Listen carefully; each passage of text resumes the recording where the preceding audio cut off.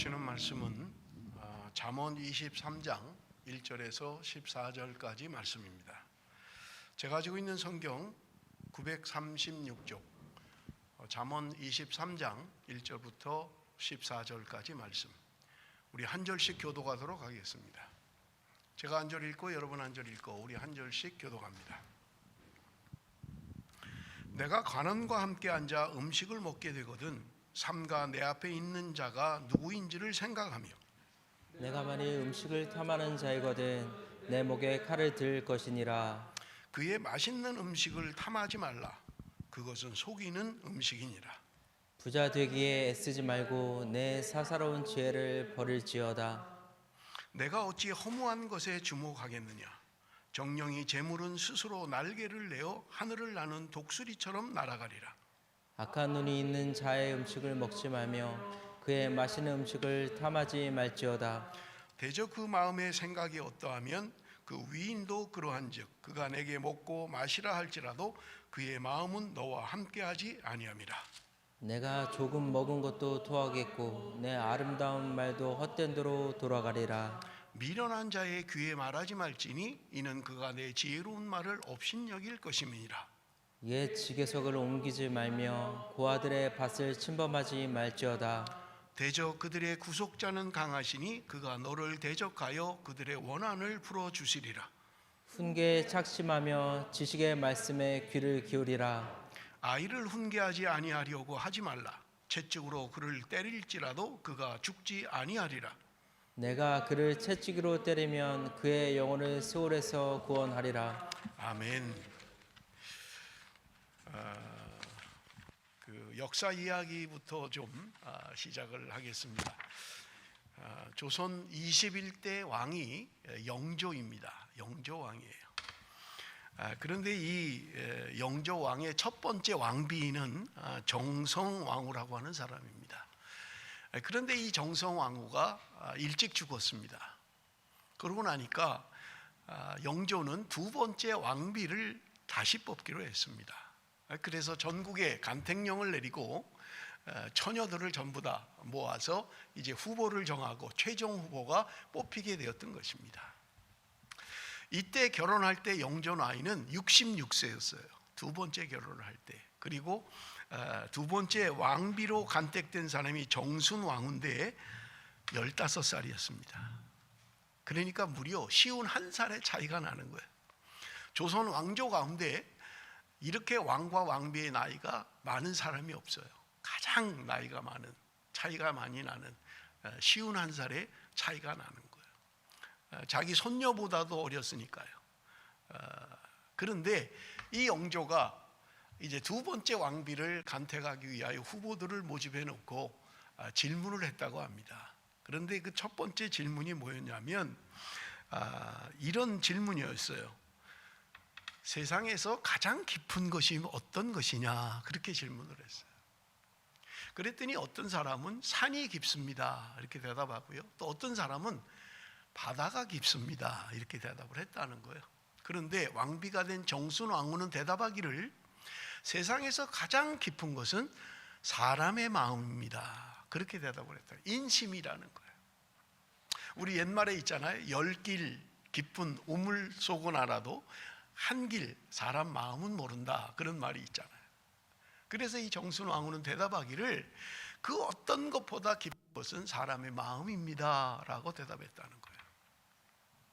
영조 왕이 대답을 듣고 나니까 그럴듯한 거예요. 그래서 두 번째 질문을 합니다.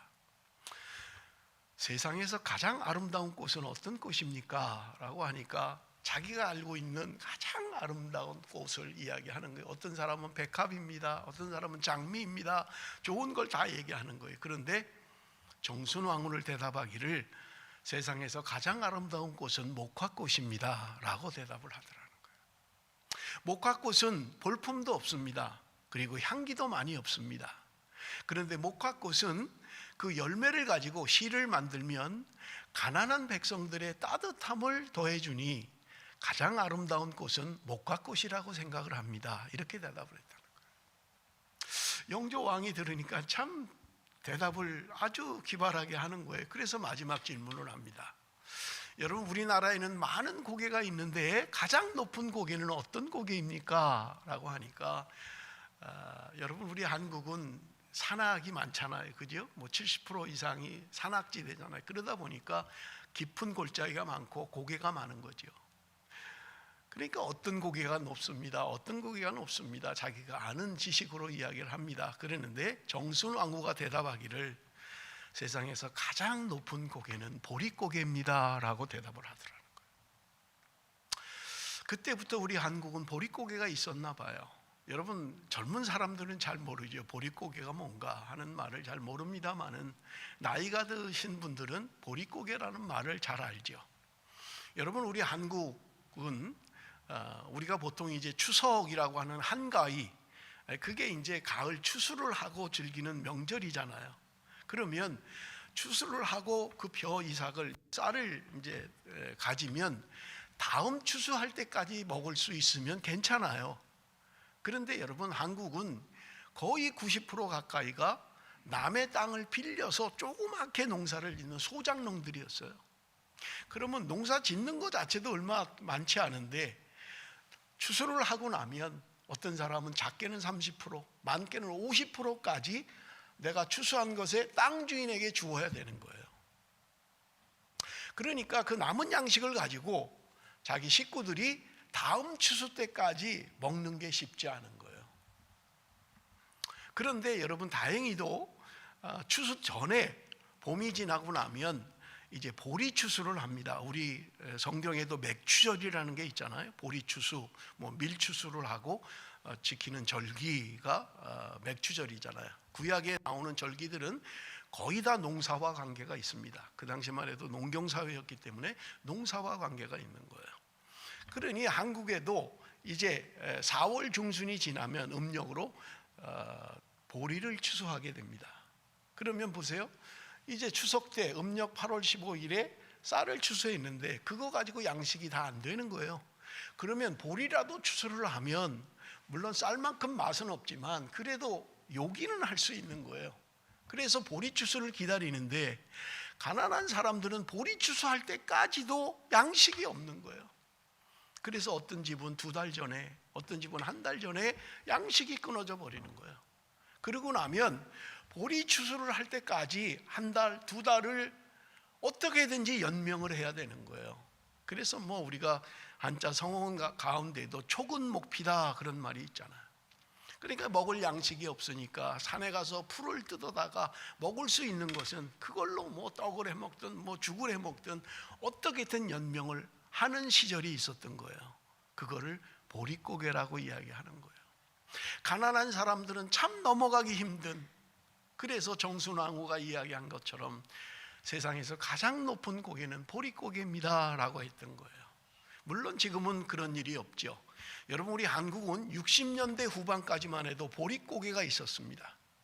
박정희 대통령이 새마을 운동을 하기 시작하면서 제일 먼저 했던 게 농촌 운동이었어요. 농촌 계몽 운동. 그때부터 한국은 먹고 살게 됐고 배고프지 않은 그런 때를 지금까지도 우리가 살고 있는 것을 알 수 있는 것입니다. 여러분, 배고픈 것, 보릿고개. 요즘 유행가에도 보니까 보릿고개라는 노래도 있더라고요. 여러분, 오늘 본문은 14절밖에 되지 않습니다만은 14절 가운데 6절이 먹는 이야기예요. 음식에 대한 이야기를 하고 있는 것을 우리가 볼 수 있습니다. 우리 한번 좀 같이 살펴볼 텐데 1절에서 3절 우리 한번 다 같이 읽겠습니다. 1절에서 3절 다 같이 시작. 내가 관원과 함께 앉아 음식을 먹게 되거든 삼가 내 앞에 있는 자가 누구인지를 생각하며 내가 만일 음식을 탐하는 자이거든 내 목에 칼을 둘 것이니라. 그의 맛있는 음식을 탐하지 말라. 그것은 속이는 음식이니라. 관원과 함께 음식을 먹게 되거든. 여기 관원이라는 말은 다른 성경에서 표현하기를 높은 사람 그렇게 표현하고 있어요. 내가 나보다 신분이 높은 사람과 식사를 하게 될 때 나와 함께 식사하는 그 사람이 누구인가를 알아야 된다는 거예요. 누구인지를 생각해야 된다는 거예요. 여러분, 우리가 식사를 초대하기도 하고 식사를 초대받아가기도 하고 그러잖아요. 그런데 언제 식사를 초대해도 불편한 자리가 있습니까? 저는요, 아마 처음인 것 같아요. 버스에서 어느 집에 초청을 받았어요. 그런데 이분들이 아주 의사였는데, 의사 부부였는데 노부부였어요. 영국에서도 오래 있었고 일본에서도 오래 있었고 아주 유명한 그런 의사였던 그런 부부예요. 식사 초대를 해서 갔는데 일본에서 오래 살다 보니까 음식이 거의 일식으로 이렇게 나온 거예요. 그런데 식사를 시작하는데요, 소리가 안 나요. 이분들이 음식을 먹는데요, 아무 소리가 안 나요. 그러니까 제가 먹다가 눈치를 보게 되는 거예요. 왜냐하면 소리가 안 나는 거예요. 저는 음식을 먹으면 쩝쩝쩝쩝 이 소리가 나는데 이분들은 소리가 안 나는 거예요. 그러니까 내가 갑자기 긴장이 되는 거예요. 그리고 아유, 나도 소리를 내면 안 되겠구나. 이게 내가 안 해본 거예요. 그러니까 이거 먹는데 얼마나 불편한지, 소리가 날까 봐 나도 그냥 제가 그 식사를 아마 제 인생에 그런 경험은 처음이었던 것 같아요. 다시는 안 간다, 내가 이 집은. 아무리 산의 진미를 쪼개도 내가 안 가리라. 긴장이 되더라고요. 여러분, 오늘 성경이 이야기합니다. 당신과 함께 식사하는 그 사람이 누구인지를 알아야 된다는 거예요. 내가 편안하게 그렇게 식사를 하면 저렇게 저런 사람이 있어, 참 배우지 못했네, 이렇게 혹시 하지는 않을지, 내 앞에 있는 사람이 누구인지 알아야 된다는 거예요. 그래서 여러분, 식사를 할 때는 편안해야 되잖아요. 편안해야 소화도 잘 되고 음식을 먹을 수 있는데 불편한 자리. 일전에 한번 온누리교회 담임 목사였던 하영조 목사님이 그런 얘기를 해요. 교회에서 예배를 끝나고 식당에 가서 식사를 하는데요, 자기 옆에는 한 명도 안 온대요. 한 명도. 그래서 혼자 밥을 먹다가 집사님 일로 와서 나랑 좀 같이 먹자고 일로 오라. 그래도 안 오더래요. 아유, 목사님하고 밥을 어떻게 먹어요? 불편하다는 거예요. 힘들다는 거예요. 여러분, 내가 음식을 먹으면서 식사를 하면서 내 앞에 있는 사람이 누구인가를 생각해라. 그렇게 오늘 성경은 말씀합니다. 그런데 2절에 보니까 내가 만일 음식을 탐하는 자이거든 내 목에 칼을 들 것이니라. 이게 도대체 무슨 말이에요? 내가 음식을 탐하는 사람이에요. 내가 음식 먹는 걸 즐겨요. 좋아해요. 물론 여러분, 식욕이라고 하는 것은 하나님이 주신 거예요. 식욕이 없으면 밥을 못 먹어요, 사실은요. 제가 이제까지 식욕이 없어 본 적이 거의 없어요. 그런데 요즘은 식욕이 없을 때가 있더라고요. 그래서 원래 밥도 적게 주는데 옛날에 비하면 그걸 다 못 먹겠는 거예요. 식욕이 없으니까요. 그러니까 중간에 밥 숟가락을 놓는 거 못 먹겠다고. 그냥 음식과 관계없이 식욕이 없으면 밥을 못 먹어요. 하나님이 주신 거예요. 식욕이 좋다. 난 식욕이 왕성해, 감사해야 될 일이에요. 식욕이 없으면요, 밥을 못 먹어요. 그런데 너무 지나치면 그게 음식에 대한 식탐이 돼버리는 거예요. 그래서 오늘 성경에 내 목에 칼을 들이대라고 이야기하는 거예요. 무슨 말이에요? 밥 먹다가 왜 칼을 들이대요? 그것은 이런 것입니다.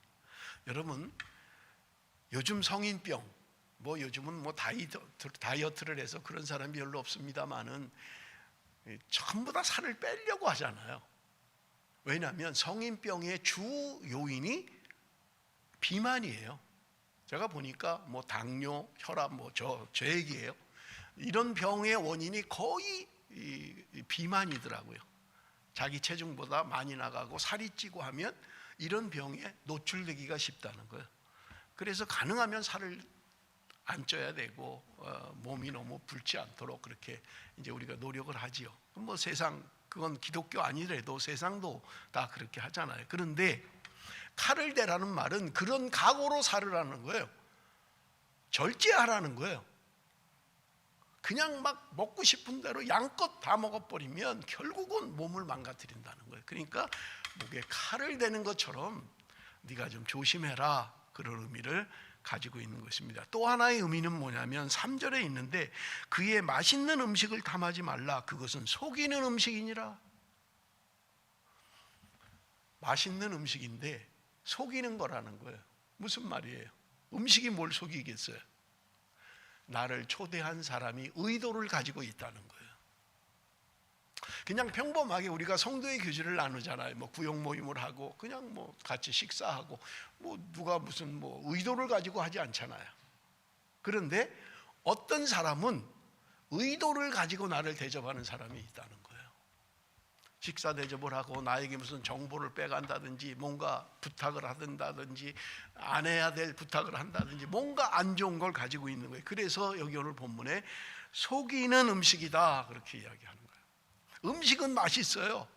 너무 좋아요. 그래서 먹었는데 나를 그렇게 하는 사람은 뭔가 의도를 가지고 있는 속이는 음식이라고 이야기하고 있는 것입니다. 사랑하는 성도 여러분, 뭐 우리가 잘 겪지 못하는 겁니다만은 간혹 그럴 수 있잖아요. 비즈니스 때문에 나를 초대하는 거예요. 뭐 어떤 비즈니스의 목적으로 나를 대접하니. 우리 한국은 그래서 그런 접대 문화가 많이 발달을 했잖아요. 뭔가를 이루기 위해서 그 사람에게 향응을 제공하고 그 사람에게 뭔가 다른 대가를 받기 위하여 속이는 음식이다 그렇게 이야기하고 있는 것을 우리가 볼 수 있습니다. 그런데 동물들은 70%밖에 안 먹는데요. 내가 100을 먹어야 포만감을 느끼는데 70밖에는 안 먹는다는 거예요. 그러니까 동물들은 위장장애라는 게 없다는 거예요. 안 먹으니까 30%는 남겨놓는다는 거예요. 그런데 요즘 뭐 집에 애완견들을 보면 걷지도 못하는 애완견들도 있더라고요. 이 너무 살이 쪄가지고 개도 비만이 돼가지고 걷지를 못하는 거예요. 그냥 음식은 막 그냥 한정없이 먹고 운동은 안 하고 이 동물, 이 짐승들이 나가서 야생에서 달리고 에너지를 소비하고 먹으면 이렇게 해야 되는데 운동을 안 하는 거예요. 개도 집안에서 그냥 맨날 뭐 꼬리만 치면 되니까. 그러니까 막 주는 대로 다 먹고 살은 쪄가지고 걷지도 못하는 그런 반려견들이 있는 것을 우리가 알 수 있는 것입니다. 속이는 음식이 있다는 거예요. 여러분, 그런데 오늘 본문 가운데 6절에서 8절도 음식에 대한 말씀입니다. 우리 한번 읽어봅니다. 6절에서 8절 다 같이 읽습니다. 시작. 악한 눈이 있는 자의 음식을 먹지 말며 그의 맛있는 음식을 탐하지 말지어다. 대저 그 마음의 생각이 어떠하면 그 위인도 그러한즉 그가 내게 먹고 마시라 할지라도 그의 마음은 너와 함께하지 아니함이라. 내가 조금 먹은 것도 토하겠고 내 아름다운 말도 헛된 대로 돌아가리라. 악한 눈이 있는 자의 음식을 먹지 말며. 아까 3절과 비슷하죠? 속이는 음식이라는 거예요. 나에게 맛있는 음식을 제공하는데 그 사람은 악한 눈을 가지고 있다는 거예요. 뭔가 의도를 가지고 나를 속이면서 극진하게 대접하는 것 같은데 뭔가 계획이 있고 자기 의도가 따로 있다는 말입니다. 그래서 여기 이야기합니다. 그리한즉 그가 내게 먹고 마시라 할지라도 그의 마음은 너와 함께하지 아니함이라. 마음은 나와 함께 안 한다는 거예요. 아유, 더 드세요? 많이 드세요?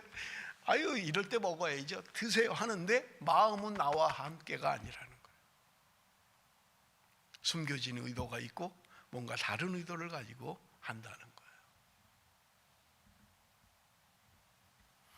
8절에 내가 조금 먹은 것도 토하겠고 내 아름다운 말도 헛된 대로 돌아가리라. 그런 사람과 교제하면 내 말 중요하게 듣지 않는다는 거예요. 자기 의도, 자기 계획, 그게 중요하니까.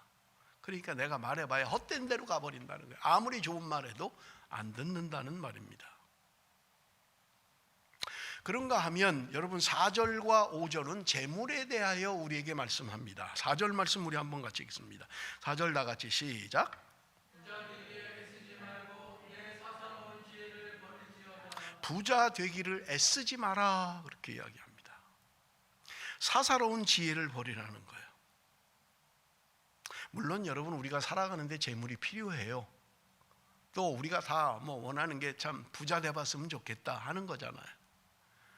그런데 성경은 이야기합니다.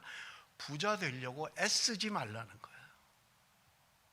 그런데 여러분 중요한 건요, 부자에 대한 생각이 사람마다 다 다른 거예요. 얼만큼을 가지고 있으면 부자라고 생각하십니까? 얼마가 나를 부자라고 생각합니까? 뭐 옛날에는 뭐 백만장자 이런 말이 있었잖아요. 뭐 밀리언만 있어도 참 부자다 그랬습니다만은 뭐 요새 밀리언 갖고 있다고 해서 부자라고 하지 않죠. 멜번에 뭐 웬만한 집 다 밀리언 아니에요? 누가 그 사람을 부자라고 하겠어요? 뭐 요즘은 빌리언 뭐 이래야 그래도 돈 좀 있네 그렇게 할지 모르겠어요. 부자 되기에 너무 애쓰지 말라는 거예요. 그러면 여러분 우리는 생각하기에 그러면 뭐 그리스도인은 가난하게 살려는 거야? 맨날 찢어지게 가난하게만 살아야 돼? 그거 말하지 않아요. 성경은 분명하게 얘기해요. 너가 너무 부자가 되려고 하지 말고 너무 가난하게도 되지 말라는 거예요. 우리는 자꾸 생각이 부자 되지 마라 그럼 가난하게 살라고? 이렇게 자꾸 생각해요. 성경은 그렇게 말하지 않아요. 성경은 우리에게 가난하게 살려고 말하지 않아요. 너무 부하게도 살려고 하지 말고 너무 가난하지도 마라 그렇게 이야기하고 있는 것입니다. 여러분 4절 5절이 재물에 대한 말씀이라고 이야기했어요. 5절 말씀 우리 한번 같이 읽어봅니다. 시작. 내가 어찌 험한 것에 주목하겠느냐. 정령의 재물은 스스로 날개를 내어 하늘을 나는 독수리처럼 날아가리라. 여기 참 재밌는 표현이 있지요. 재물은 스스로 날개를 내어 하늘을 나는 독수리처럼 날아갈 것이다. 재물이 독수리처럼 날아간다는 거예요. 여러분 독수리의 특징이 뭐냐면 한 곳에 머물러 있지 않는다는 거예요. 그리고 여러분 독수리를 보세요. 얼마나 빠릅니까? 독수리가 날개를 펴고 날르면 비상을 하면 얼마나 빨리 날릅니까? 네, 재물이 그와 같다는 거예요. 재물이 나에게 머물러 있지 않는다는 거예요. 날개 달린 독수리처럼 내 재물이 날아가 버린다는 거예요. 아닌데? 안 날아가는데? 내가 지키면 되는데? 그렇지 않다는 거예요. 여러분 워렌 버핏이라는 사람을 알지요? 뭐 제가 잠깐 자료를 보니까 세계 3위 부자예요. 아주 투자의 귀재고 아주 유명하죠. 이 사람이 가지고 있는 재산이 제가 정확한 건지 모르겠습니다만은 875억 달러. 875억 달러. 저는 계산도 못 하겠더라고요. 세계 3위 돈을 가지고 있어요. 부자의 돈을 가지고 있어요. 이 사람이 경매를 냈어요. 자기하고 점심을 한 끼 같이 먹을 사람 돈을 내야 된다는 거예요. 경매를 붙였는데 2년 전에 2019년에 워렌 버핏과 점심을 한 끼 먹는데 내야 되는 돈이 47억 6천만 원에 낙찰이 됐어요. 47억 6천. 작년 2020년에 워렌 버핏과 점심을 먹기 위해서 경매를 했는데 당첨된 금액이 얼마냐? 54억이었어요. 점심 한 끼 먹는데 54억 내야 돼요. 왜 그럴까요? 미친 거 아니에요? 아니 점심 한 끼 먹는데 54억을 낸다고요? 밥도 사주고? 그렇게 하는 사람은 이유가 있어요. 워렌 버핏과 1시간 앉아서 밥을 먹는 동안 얻는 정보, 그 사람이 해주는 말이 54억보다 훨씬 많은 가치를 가지고 있다고 생각을 하는 사람들이에요. 지금 세계 정세가 어떻습니까? 어디에 투자를 하면 성공할 수 있습니까? 어떤 업종을 내가 해야, 투자를 해야 내가 돈을 벌 수 있습니까? 이런 세계적인 경제에 대한 예견력을 가지고 있는 거예요, 워렌 버핏이. 그러니까 이 사람이 하는 한마디가 54억보다 가치가 있다고 생각하니까 54억을 주고 그 사람하고 그 얘기를 듣는 거예요. 앞으로 세계 정세는 이렇게 될 것입니다. 앞으로 세계 경제는 이렇게 흘러갈 것입니다. 이런 말 한마디 듣고 거기에 투자하기 위해서 그 사람과 그 짓을 하는 거예요. 저는 워렌 버핏 별로 좋아하지 않아요. 물론 뭐 알지도 못하지만 근데 존경하는 게 하나 있어요. 그 사람이요, 사는 집을 봤어요. 60년째 지금 같은 집에 산대. 1958년에 집을 샀다는 거예요. 어느 시골에 조그만 집. 제가 58년생이니까 60년이 넘었겠죠. 기자들이 질문을 한다는 거예요. 아니, 당신 좀 좋은 집으로 이사를 가지요. 왜 돈이 없는 것도 아니고 세계 3위 875억 불을 가지고 있으면서 그 왜 집은 그 뭐 한 25평 되는 조그만 집에 그러고 살고 있습니까? 기자들이 많이 질문한다는 거예요. 그때 워렌 버핏이 웃으면서 대답한다는 거예요.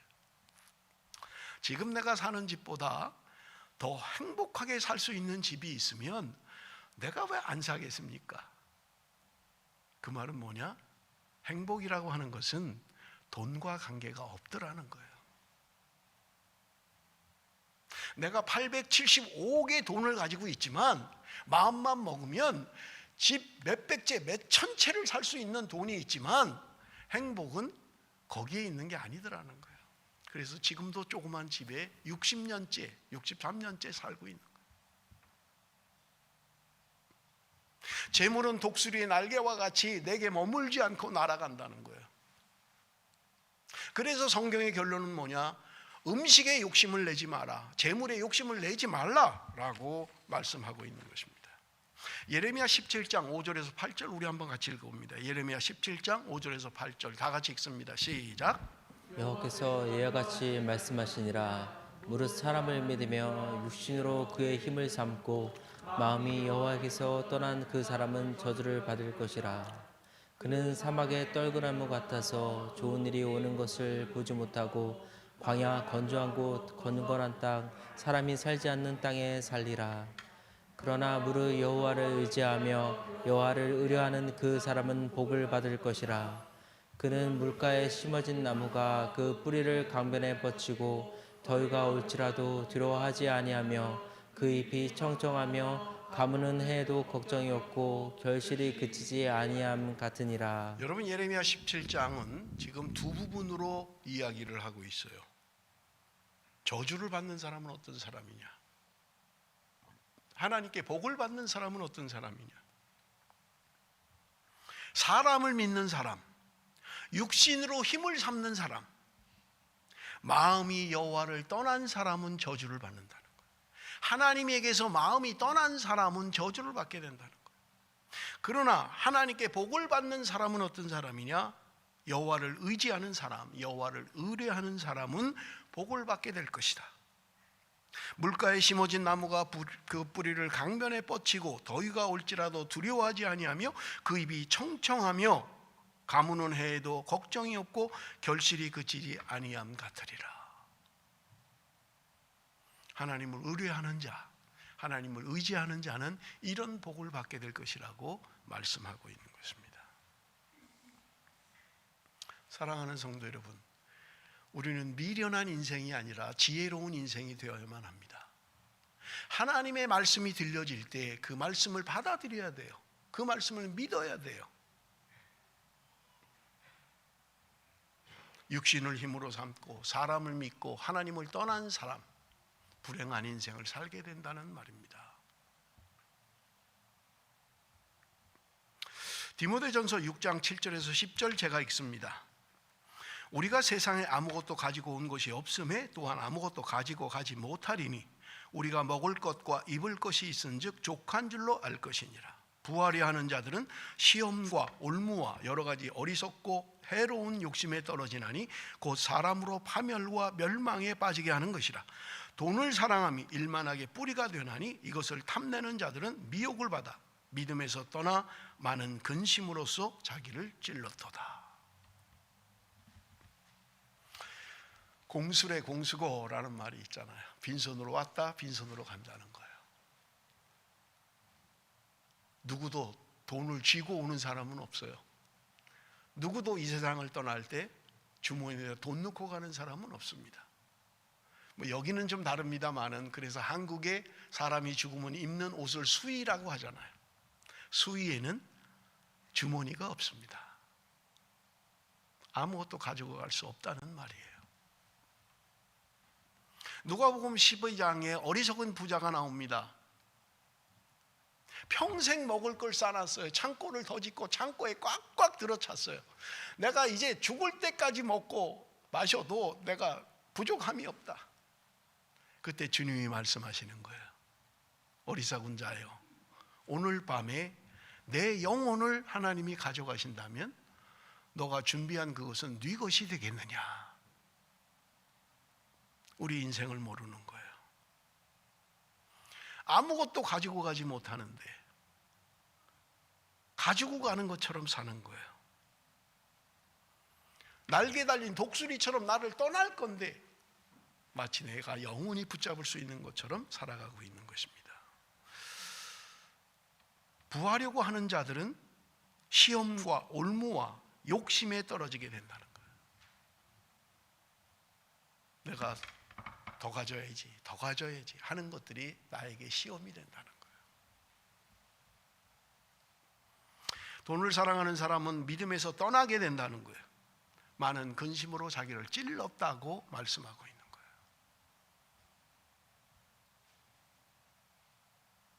돈을 사랑하면 안 됩니다. 하나님을 사랑해야 되는 거예요. 성경은 이야기합니다. 자족하는 마음이 있으면 경건에 큰 이익이다 이야기해요. 자족하는 마음이 있으면 경건에 큰 이익이 된다는 거예요. 시편 39편 4절에서 7절 말씀 우리 한번 같이 읽습니다. 시편 39편 4절에서 7절 다 같이 읽습니다. 시작. 여호와여, 나의 종말과 연한이 언제까지인지 알게 하사 내가 나의 연약함을 알게 하소서.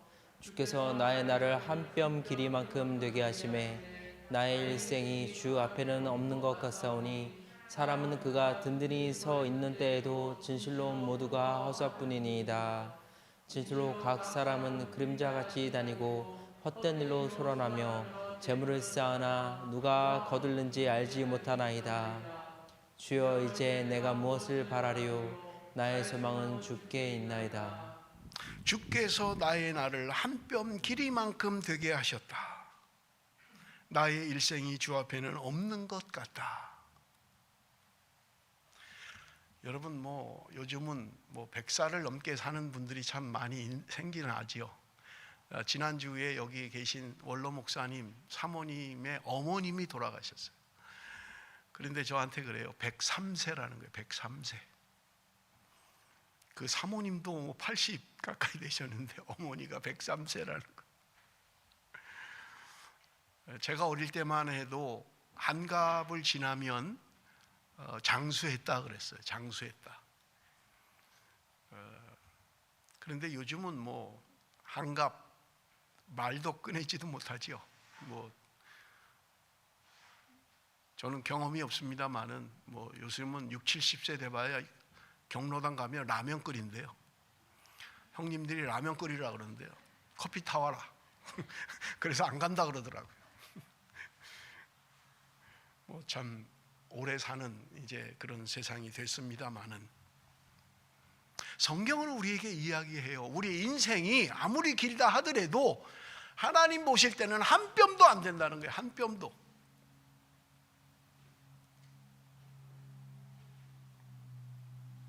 그가 든든히 서 있는 때에도 진실로 모두가 허사뿐이다. 내가 든든히 섰다고 생각하는 거예요. 이만하면 됐다. 이제 내가 성공했다. 이제 안정됐다. 이 정도면 됐어 하는 그때도 허사라는 거예요. 7절에 이야기합니다. 주여, 이제 내가 무엇을 바라리요? 나의 소망은 주께 있나이다. 주께 소망을 두고 살아가라는 거예요. 한 뼘도 안 되는 그 인생, 그거 의지할 거 없다는 거예요. 나 스스로 섰다고 생각하지만 그것은 선 것이 아니라는 거예요. 9절입니다. 미련한 자의 귀에 말하지 말지니 이는 그가 내 지혜로운 말을 업신여길 것임이니라.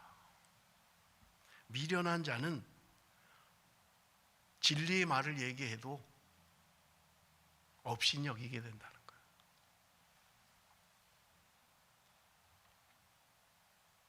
좋은 말을 하는데 진심으로 하는데 안 듣는 거예요.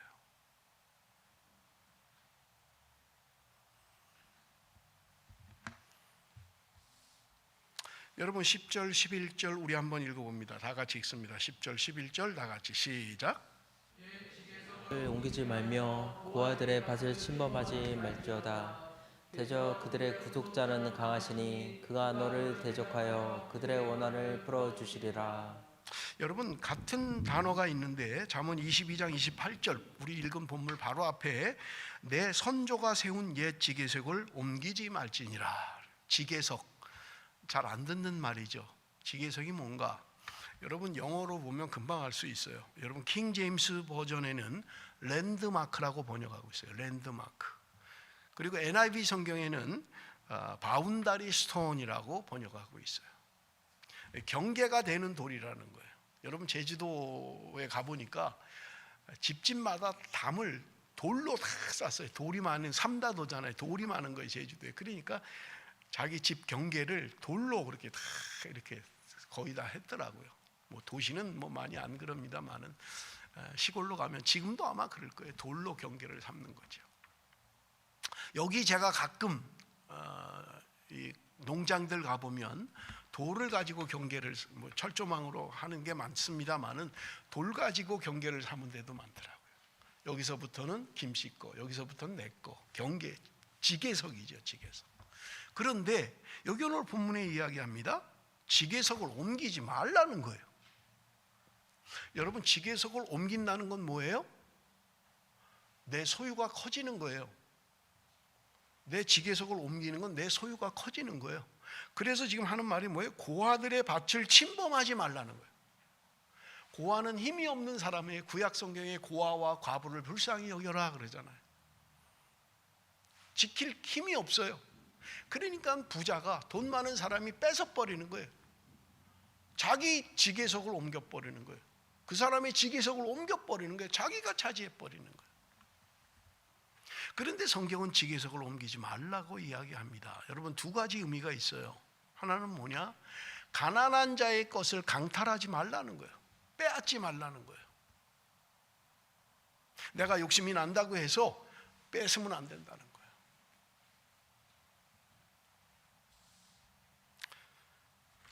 요즘 뭐 이 멜번에도 우리 청년들이 아르바이트 하면서 들려오는 이야기들이 참 많잖아요.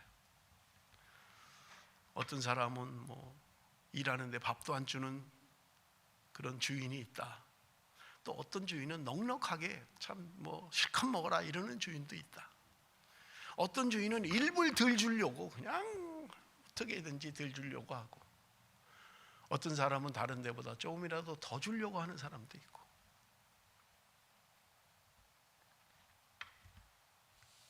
지계석을 옮기지 말라는 거예요. 가난한 자, 연약한 자들의 것을 빼앗지 마라, 그렇게 이야기하고 있는 것입니다.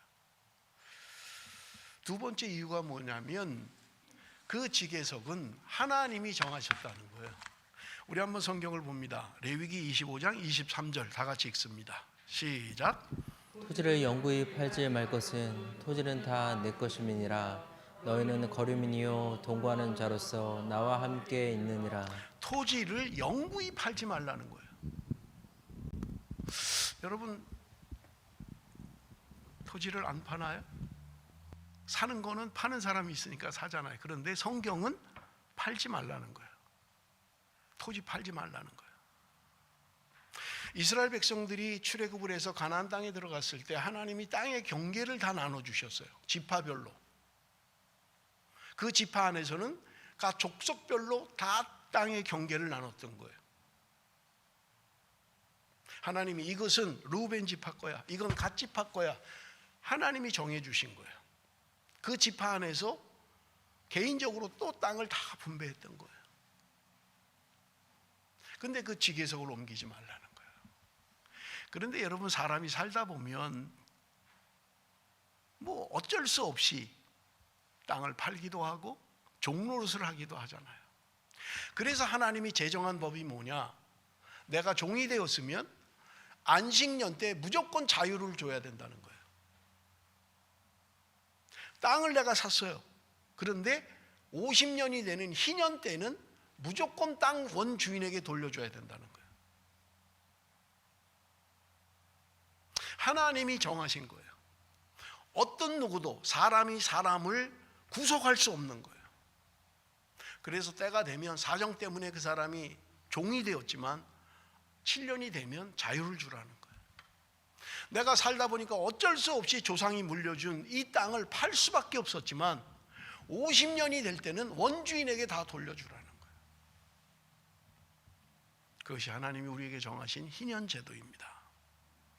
하나님이 레위기에 말씀하십니다. 너희는 거류민이요 동거하는 자로서 나와 함께 있느니라. 무슨 말이에요? 나그네라는 거예요. 우리가 나그네라는 거예요. 우리가 이 땅을 살아가는 것이 나그네로 살고 있다는 거예요. 그렇잖아요. 내가 어떤 삶을 살든 우리는 나그네로 살고 있는 거예요. 언젠가는 떠나가게 될 것이고요, 언젠가는 하나님 앞에 서게 될 날이 분명하게 있다는 거예요. 저는 말씀을 준비하다가 나봇의 포도원이 생각이 났습니다. 우리 말씀을 좀 먼저 읽어보도록 하겠습니다. 열왕기상 21장 2절 3절 말씀 먼저 읽습니다. 다 같이 시작. 아합이 나봇에게 말하여 이르되 내 포도원이 내 왕궁 곁에 가까이 있으니 내게 주어 채소밭을 삼게 하라. 내가 그 대신에 그보다 더 아름다운 포도원을 내게 줄 것이요 만일 내가 좋게 여기면 그 값을 돈으로 내게 주리라. 나봇이 아합에게 말하되 내 조상의 유산을 왕에게 주기를 여호와께서 금지하시리라 하니.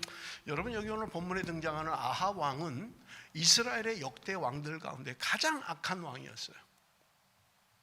그런데 이 아합이 사는 왕궁 곁에 나봇의 포도원이 있었던 거예요. 그런데 이 아합이 이 나봇의 포도원을 치워버리고 거기다가 채소밭을 심었으면 하는 마음이 있었던 거예요. 자, 여러분 보세요. 아합이라고 하는 사람은 독재자예요. 왕이에요.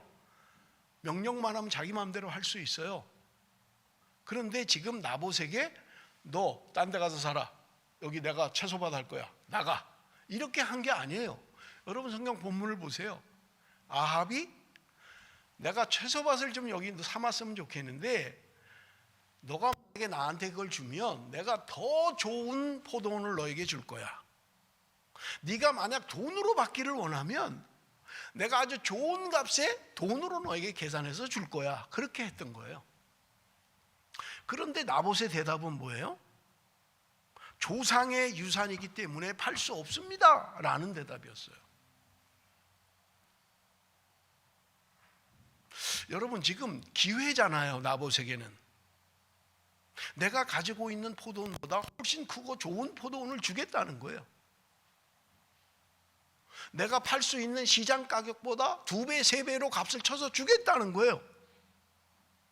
왜 안 팔아요? 이런 기회인데? 그렇잖아요. 여러분, 내가 만약에 그런 상황이라고 생각을 해보세요. 내가 집을 샀는데 50만 불의 집을 샀어요. 누군가 와서 내가 밀리언 줄 테니까 나한테 파시오. 1.5 밀리언을 줄 테니까 나한테 파시오 라고 하면 아니요, 안 팔아요. 그러실 분이 몇 분이나 있겠어요. 또 왜 안 팔아요? 분명하게 이야기하고 있는 거예요. 이것은 하나님이 우리에게 주신 기업이라는 거예요. 그래서 레위기 말씀대로 안 팔겠다는 거예요. 그건 뭐냐? 하나님을 하나님으로 인정하는 거예요. 이것은 내 것이 아니라 하나님의 것입니다. 하나님이 우리 조상들에게 줬고 대대로 우리가 물려오면서 여기서 살고 있는 것입니다. 그러니까 이것 때문에 내가 재산 증식을 위해서 하는 것도 아니고 이것 때문에 내가 무슨 부자가 되려고 하는 것도 아니고 하나님이 주신 땅, 우리는 그냥 여기서 살기를 원합니다. 그 이야기를 하고 있는 거예요. 쉽지 않지요. 쉽지 않아요. 기회인데. 나봇이 중요하게 여긴 건 뭐냐?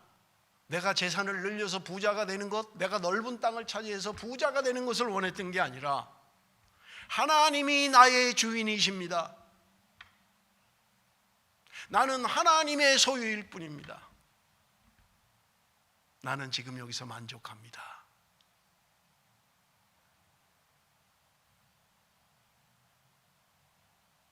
여러분, 그리스도인들도 물질이 필요합니다. 그리스도인들도 집이 필요해요. 살 환경이 필요합니다. 맨날 뭐 새 살라는 게 아니에요. 없이 살라는 게 아닙니다. 그러나 집을 투기로 하지 말라는 거예요.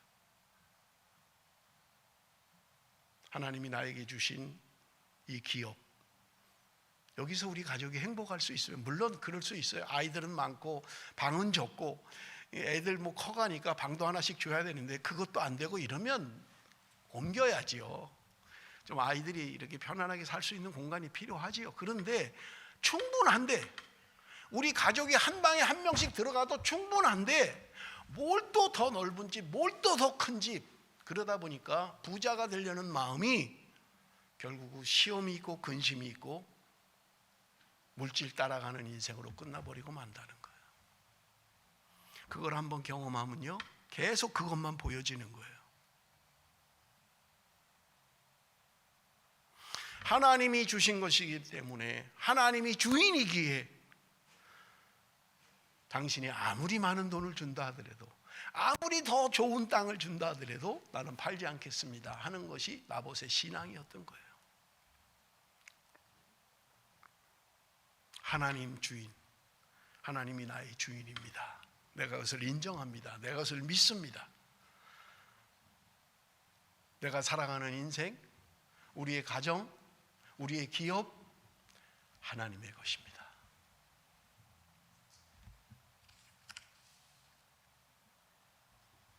지계석이라고 하는 것은 하나님의 약속이에요. 신뢰의 표식인 것입니다. 하나님이 주신 것입니다. 내가 여기를 떠나지 않을 것이고 아무리 좋은 조건이 있다 할지라도 나는 이것으로 만족합니다. 워렌 버핏이 이야기한 것처럼 좋은 집을 가서 더 행복할 수 있다면 나는 당장 했을 것입니다. 그러나 좋은 집을 간다고 해서 행복한 것은 아닌 것 같습니다. 오늘 우리에게 주는 교훈이라고 생각합니다. 하나님이 나에게 주신 내 기업, 그 안에서 우리가 하나님을 주인으로 모시고 하나님 안에서 살아갈 수 있다면 더 이상 욕심 부리지 않고 내가 하나님 안에서 하나님의 주인 되심을 고백하며 살기를 원합니다. 말씀을 맺겠습니다. 음식과 재물에 대한 욕심은 하나님을 멀리하게 된다고 성경은 말씀합니다. 나의 주인이 누구인지를 깨닫는 것, 내 삶의 주인이 누구인지를 깨닫는 것은 대단히 중요하다고 말씀하고 있는 것입니다. 하나님 중심의 삶, 내가 하나님을 높이고 하나님의 주인 되심을 고백하고 우리의 가정이 하나님 안에서 하나님이 주인된 가정으로 살아가는 삶, 우리의 교회가 사람이 주인이 아니라 하나님이 주인된 그런 교회가 될 수만 있다면 하나님은 우리의 가정을, 우리의 교회를 축복하시고 하나님께서 우리를 바른 길로 인도하실 줄로 믿습니다. 기도하겠습니다. 살아계신 아버지 하나님, 언제나 욕심이 문제였습니다. 음식에 대한 욕심, 재물에 대한 욕심, 결국은 하나님으로부터 멀어지게 하는 것이라고 오늘 말씀합니다. 아버지 하나님, 원하옵기는 하나님 안에서 하나님이 주 되심을 고백하며 우리의 가정이, 우리의 교회가 그렇게 살아갈 수 있도록 은혜 베풀어 주옵소서. 예수님의 이름으로 기도드리옵나이다. 아멘.